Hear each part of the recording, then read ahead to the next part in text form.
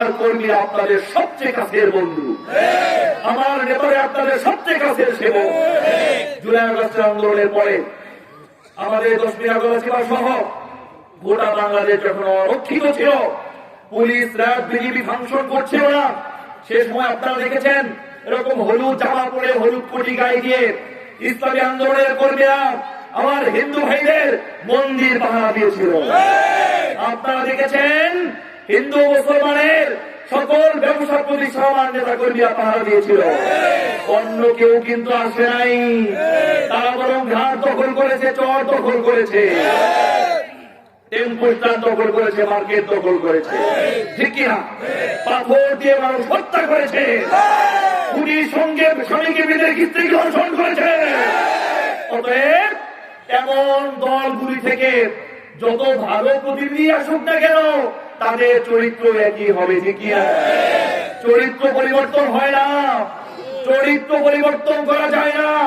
যদি পরিবর্তন করতে পারত, জুলাই আগস্টের আন্দোলনের পরে একটা চাঁদাবাজি ঘটনা বাংলাদেশে ঘটতো না।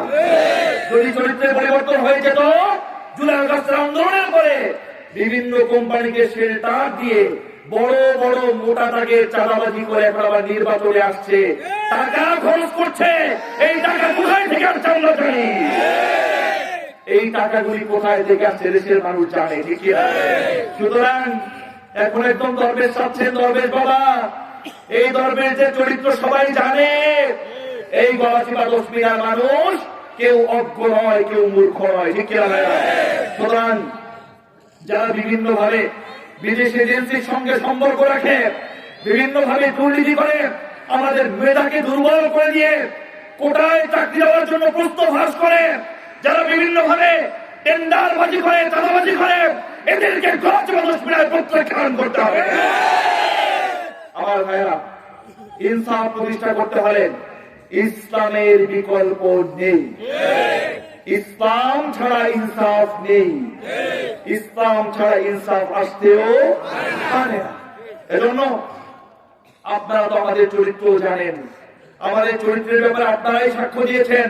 আমাদের নেতা কর্মীরা কোন দোষে দুষ্ট নয়, আমাদের কোন নেতা কর্মীর নামে কোন চুরি ধারি মামলা মোকদ্দমা আমাদের নামে নাই, ঠিক কিনা?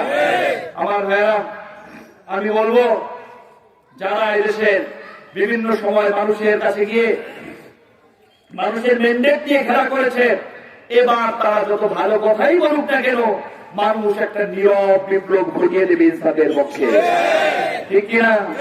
আমার বন্ধুগণ, আমার এই বেতাগী শান্তিপুর এলাকায় আমি স্মরণ করছি আমাদের সাবেক একজন এমপি জনাব এস.এম. শাহজাদা সাহেব। তিনি এলাকার সন্তান ছিলেন, তিনি এলাকার উন্নয়ন করার চেষ্টা করেছেন হয়তোবা, কিন্তু এখনো পর্যন্ত এলাকাটা হিন্দু অধ্যুষিত এলাকা। আমি সেদিন ঠাকুরের হাট এলাকায় এসেছিলাম, ওখানের এক হিন্দু দাদা আমাকে জড়িয়ে ধরে কান্না করে দিয়েছে। আমার সঙ্গে 1.5 থেকে 200 নেতা কর্মী ছিল, সবাইকে তার দোকান থেকে চা বিস্কুট খাওয়াইছে, বলে দাদা একটা টাকাও আমি দেব না, আমাকে মাফ করবেন। আমি বললাম কেন? আপনি তো দোকান দিয়েছেন ব্যবসার জন্য, টাকা নেবেন না কেন?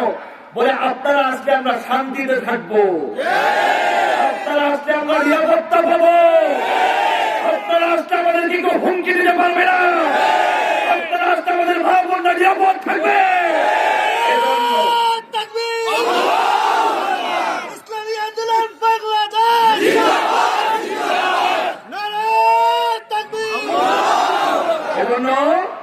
এদেশের হিন্দু মুসলমান জোট বেঁধেছে, হাত পাখায় ভোট দেবে, ঠিক কিনা? হিন্দু মুসলিম বেঁধেছে জোট, হিন্দু মুসলিম বেঁধেছে জোট, আলেম ওলামা বেঁধেছে জোট, কিশোর প্রচুর বেঁধেছে জোট, নারী পুরুষ বেঁধেছে জোট, শিক্ষার্থীরা বেঁধেছে জোট, শিক্ষক শিক্ষিকা বেঁধেছে জোট, হাত পাকা কি দেশের মানুষ গ্রহণ করবে, ঠিক কিনা ভাইয়া? সুতরাং এবার ঐক্যবদ্ধ থাকুন, মানুষের কাছে দাওয়াত দিয়ে ছড়িয়ে পড়ুন। মনে রাখবেন, আগামী 12ই ফেব্রুয়ারি আপনাদের আস্থার প্রতিদান মানুষ এমন ভাবে দেবে, আপনাদের কলিজা শান্তি হয়ে যাবে ইনশাআল্লাহ। আমার ভাইয়া, ঘরে ঘরে যেতে হবে, মা বোনদের কাছে যেতে হবে, কারণ আমরা যাইতে তো ডর নাই, আমাদের নামে কোনো চুরিদারির কোনো অপবাদ নাই, ঠিক কিনা? আমরা মানুষের কাছে কথা বলতে আমাদের কোনো ভয় নাই, কারণ ইসলামী আন্দোলনের সন্ত্রাস নাই। আমরা মানুষের কাছে দাওয়াত দিতে ভয় নাই, কারণ ইসলামী আন্দোলনের মাদক নাই, ঠিক কিনা? পীর সাহেব চরমনাই ইসলামের পক্ষে, ইনসাফের পক্ষে হাত পাখাকে এদেশের মানুষের মানুষের ঐক্যবদ্ধতার প্রতীক হিসাবে পাঠিয়েছেন। সুতরাং আমরা বিশ্বাস করি আওয়ামী লীগের মানুষ তাদের নিরাপত্তার জন্য ইসলামী আন্দোলনকে গ্রহণ করবে। বিএনপির মধ্যে কোন্দল, দলাদলি, মারামারি, কাটাকাটি, চেয়ার ছোড়াছড়ি, তারাও এখান থেকে বাঁচার জন্য ইসলামী আন্দোলনকে গ্রহণ করবে।